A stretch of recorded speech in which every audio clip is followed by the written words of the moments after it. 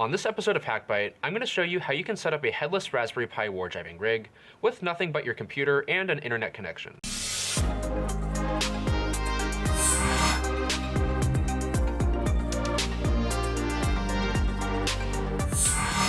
Wardriving is a process that allows us to combine Wi-Fi data with geolocation information so we can do things like visualize nearby networks or devices while simply moving past a target in a car. Today, I'm going to show you how you can get started with Wardriving on a $35 microcomputer called the Raspberry Pi, and how you can run a Linux utility called Kismet in order to automate this data capture. I'm going to show you how you can set up a full operating system on your Raspberry Pi without needing extra peripherals like a keyboard, mouse, or screen, and how you can also connect it to your local home network or even mobile hotspot, so you can do something like control your Raspberry Pi just using your smartphone.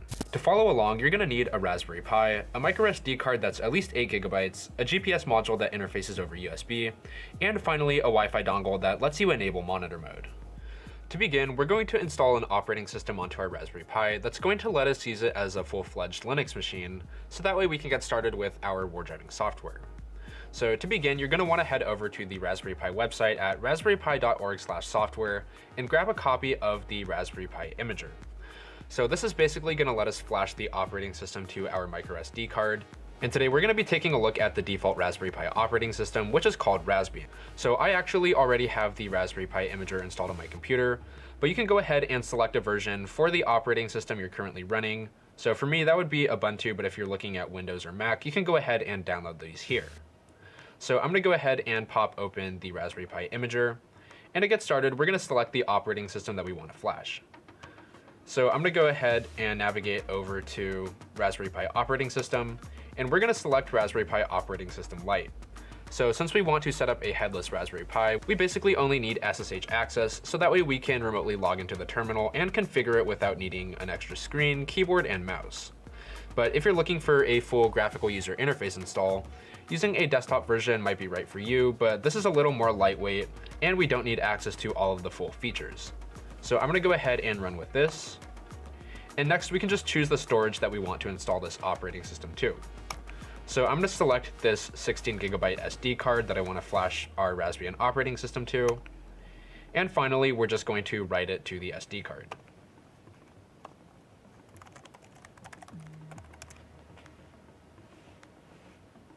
After the Raspbian operating system finishes installing on your SD card, you can go ahead and just open up your files, so that way we can access the partitions and set up the necessary prerequisites to get our headless Raspberry Pi setup connected to your home network.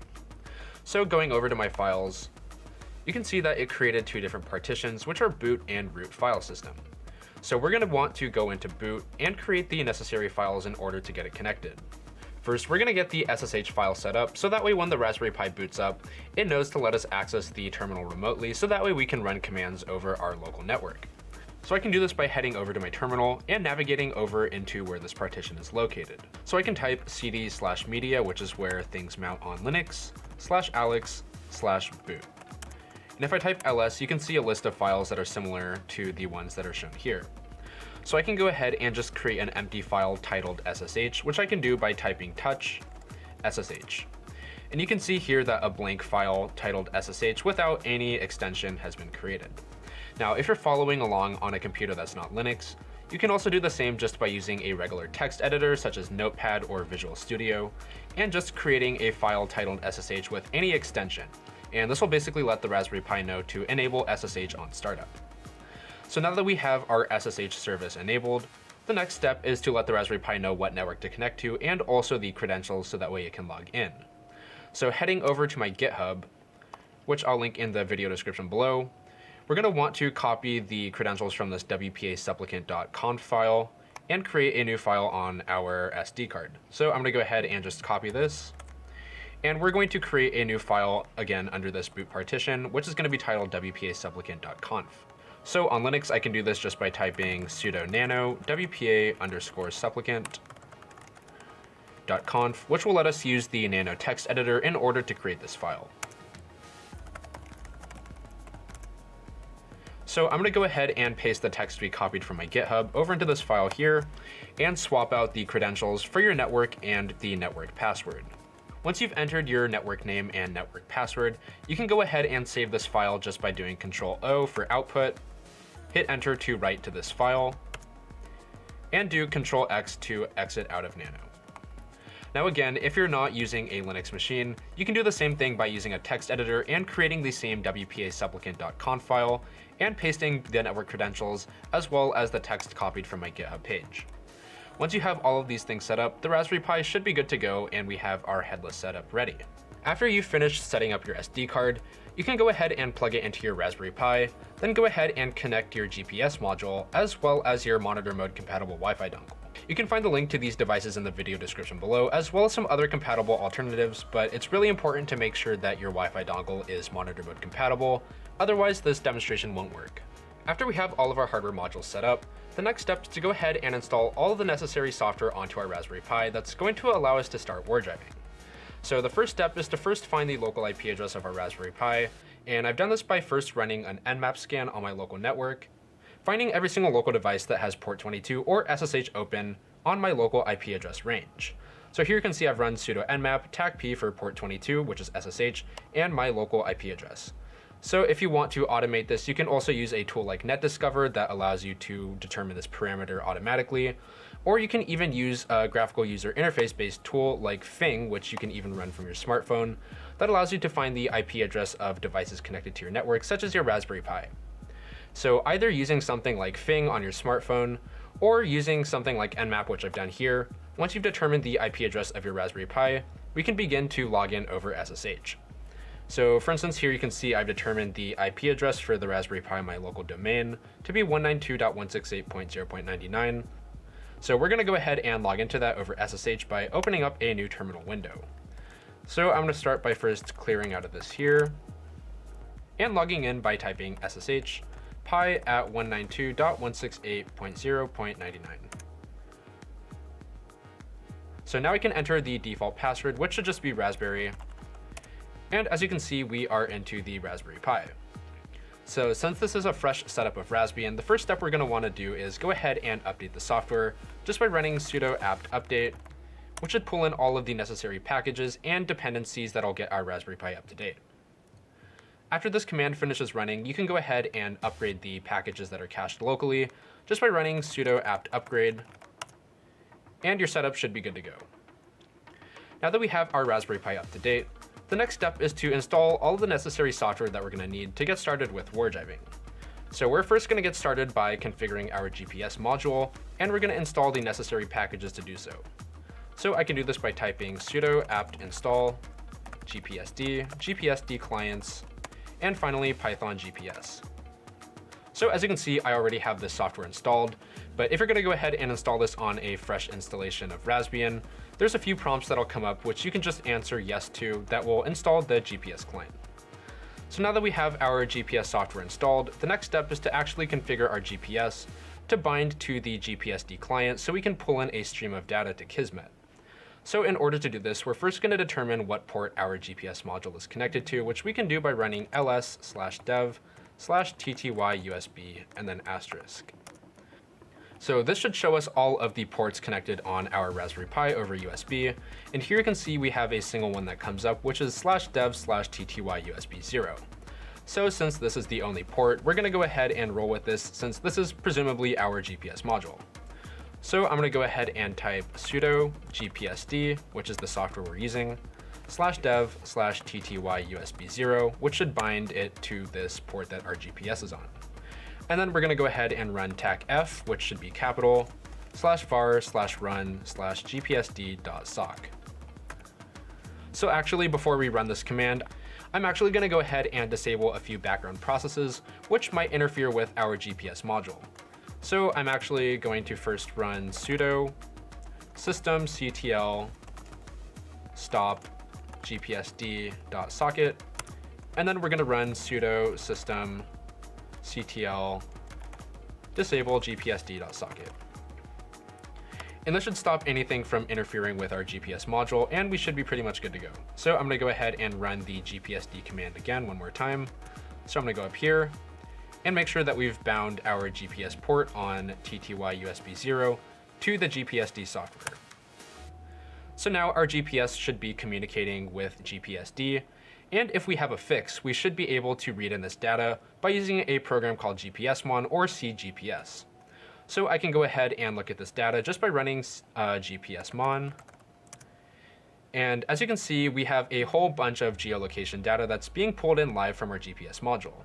So for instance, we have the altitude, we have our GPS coordinates, and a few other useful bits of information that will be useful for our Kismet client, such as speed and some other geolocation data that lets us see where specific Wi-Fi devices are located. So I can go ahead and close out of this now that we see we have a successful GPS capture, just by doing Control-C to quit out of this window. And now that we have our GPS client installed, the next step is to install everything necessary to get our Wi-Fi dongle working with Kismet. So I'm going to quickly clear out of the screen just by typing clear.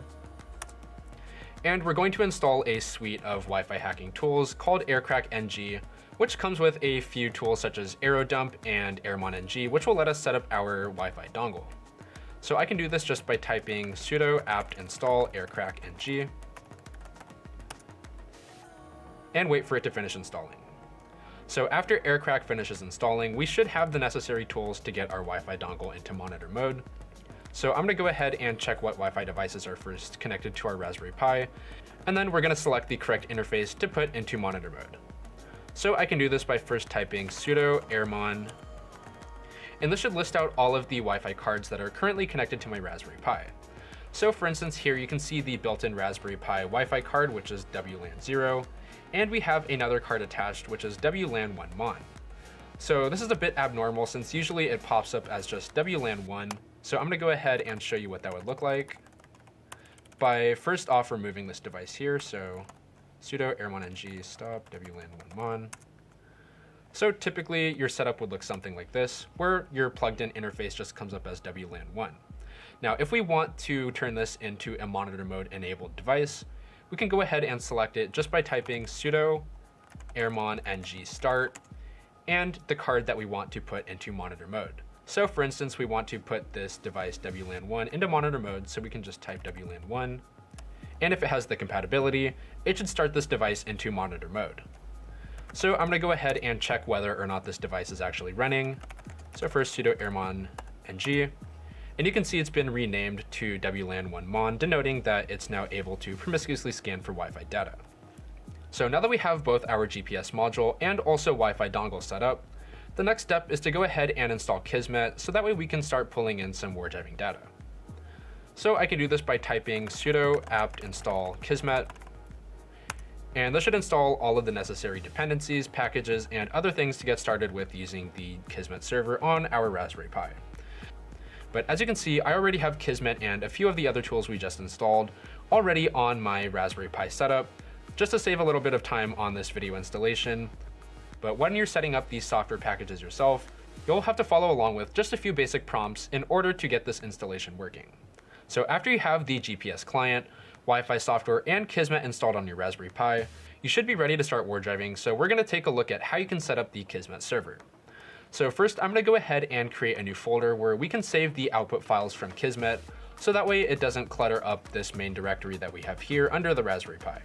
So I'm going to go ahead and create a new folder just by typing make dir for make directory, and we're going to name it wardriving.